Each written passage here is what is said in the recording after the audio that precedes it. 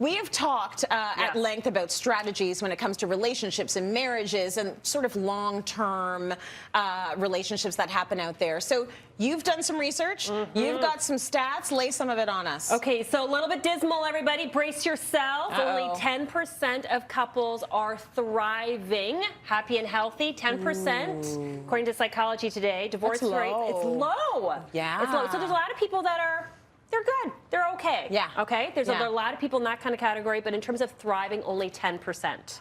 Okay, so that is just, really important. Divorce rate, we know this, 40 to 50% of divorces for couples will have divorce.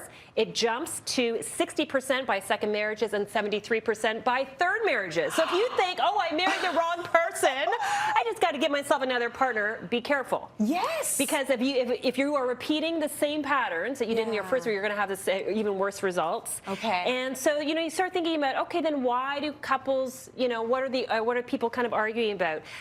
Why do couples actually divorce? A lot of people, they grow apart. Yeah. You either grow together or you grow apart. That's right. Arguments, lack of respect. Is that what the key things we're arguing about? Lack of respect? Yes, lack of respect. So that comes out of Forbes. Yeah. And then you think about why do couples, what do couples most argue about? What's your guess, Trace? I would guess money. I always hear money, communication perhaps, but is it money? Yes, it is. Money. Yeah, let's give it up for Tracy. Yes. It's the money. She got it right. Yes. It's about money. It is. Okay. So number one is money. Yeah. What else? Number two is chores, division of labor. Division of labor. Number three is sex.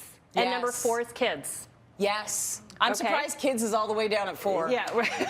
To be honest with you. Right, and every couple's going to be a little bit different. Yeah. But those are the 4 big hot potatoes. So couples need to kind of lean in and have a strategy plan for their relationship. Okay, very interesting. What are the obstacles? Like, what are the big obstacles that are making relationships tough? Yeah. So when I coach couples through this, so I kind of think I say I'm a coach. You're in the field. Tell me where you're starting here. The end goal is you want to be part of that 10%. Yeah. What are some of the barriers? So one of the most common one is lack of time. Okay. Where lack of time, people are racing, and so they're constantly focusing on kids, they're focusing on careers, but they're kind of like really having a transactional relationship. They're parallel. Yes. I call it the traffic cop, because it's like, did you get this person to this, and did you do this, and did you get the skate sharpened for hockey, and did you do, and it's like, there's no connecting. So since we're talking about time, we've got a couple in the audience. Hello, married for 46 years. They might know a thing or two. Steve and Teresa. Steve and Teresa came here and they were like, we'll just hide out in the second row, and here I am pulling them right on air. So Steve, you traveled a lot for work. How did you find time for your marriage with all of that travel? Oh, when I came home on the weekend, my wife was with the kids. We really did as much as we could in those 2 days and before I left again. Plus, I took them with me whenever I could as a vacation. Yes. Meaning all 3 of them. Yes. And, so we made it as a vacation, so that way they knew what I was. And so that's, it was hard, but it worked. It worked. So Steve goes away on work trips. He takes the family with him. Yes. Teresa told me before she's doing the housework Monday to Friday so that when he comes home on weekends, she's free. Amazing. Right? And then that doesn't become time where you're just like the chores, the drudgery. Like she can focus on her kids and her husband. So thanks to both of you, and give it up again, 46 years. If it's working, and you still like each other, then that's fantastic. Yes. So let's talk a bit about strategies that might work for those of us that want to be thriving in our relationships. So here's the thing that I tell this to all of our business clients. Well, let's back up. Let's think about, when you think about our professions, our careers, we have strategies, right? Yes. We've got a plan in place. I want people to start having that kind of intentionality with their relationship. And so when I speak at business conference, I'll say, put your hand up if you have a business plan. Everybody's hand goes up. Put your hand up if you have a strategy plan for your marriage, and nobody's hand goes up. Right. They're like, whoa, strategy plan, I've never, and like the look on, they're like, what? I've never even thought of that before. So we're actually going to start launching marriage masterminds because of this. I love that. Because this is such an important piece of our life. So what do we need to know? 3 things. Number one is you have to have a clear vision.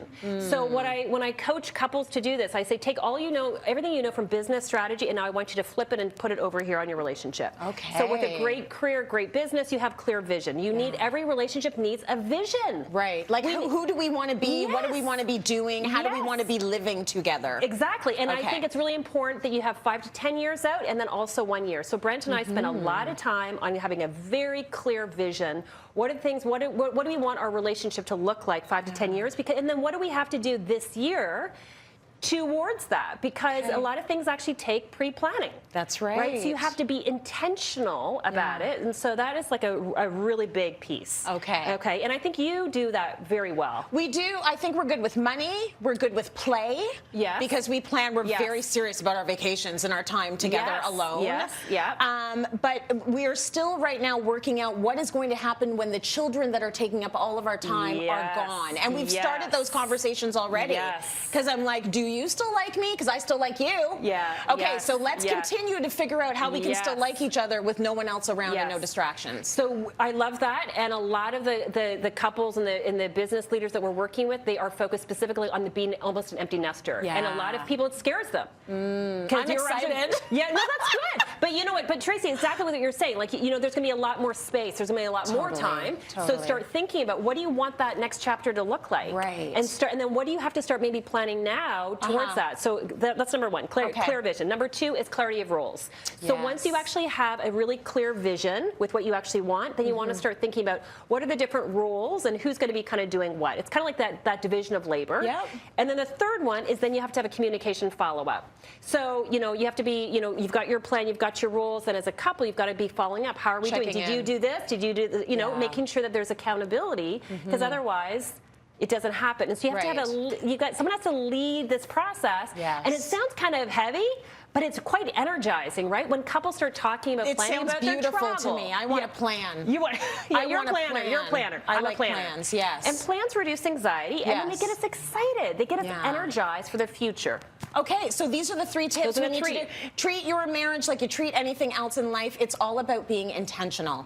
And I think we tend to think we'll just be, you know, move on the wave of love. Like for the rest of your life, but no, you've got to be intentional. I love these tips. Really, really good, Karyn. Great conversation.